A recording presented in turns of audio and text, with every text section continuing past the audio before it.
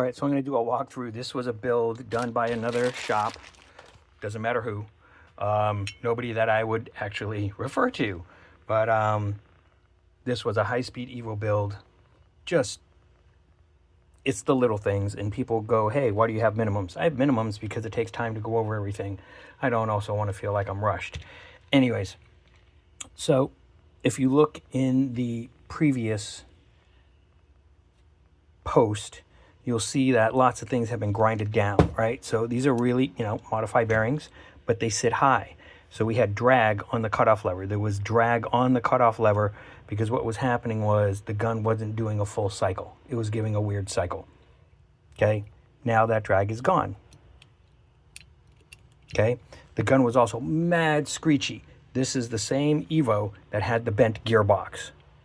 Okay, so how I got around that right now while I'm trying to get another gearbox is I have an HPA Evo that was basically flawless other than it needs a new board. So I took the gearbox from the HPA Evo that wasn't bent, and then I'm going to take the bent gearbox because it's bent in this section here for the sector gears, and I'm going to use that to repair the HPA Evo. Everybody's happy. Bob's your uncle. No one's losing anything, and everybody gets their guns back while I, that way the customer doesn't have to wait till I source a new gearbox.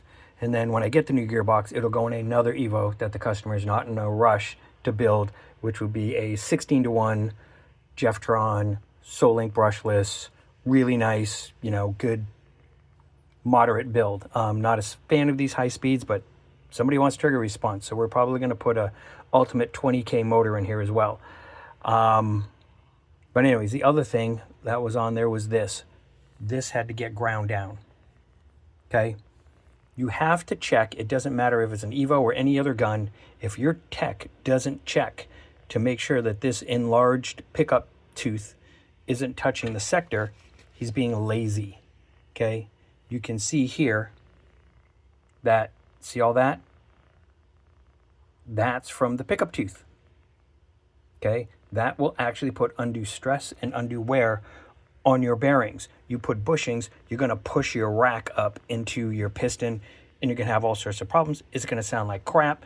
Your motors are going to overheat. You're going to run at a much higher amperage than you need to power-wise. So basically what this comes down to is the guy wasn't horrible. He just didn't pay attention. He put it together. It sounded good or okay. To me, it was screechy as all get out. And that was that.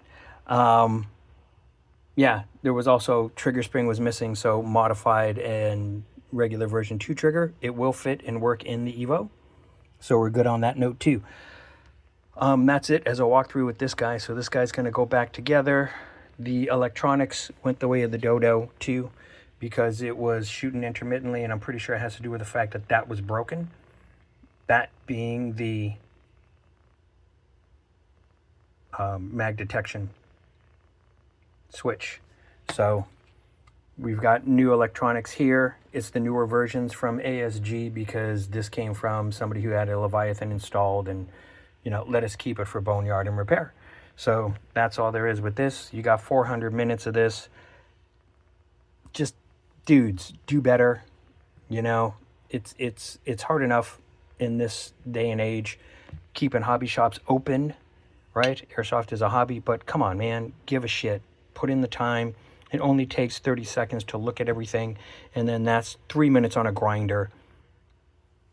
Not even 3 minutes. I mean like 2 minutes with a Dremel. On a grinder, it's 35 seconds.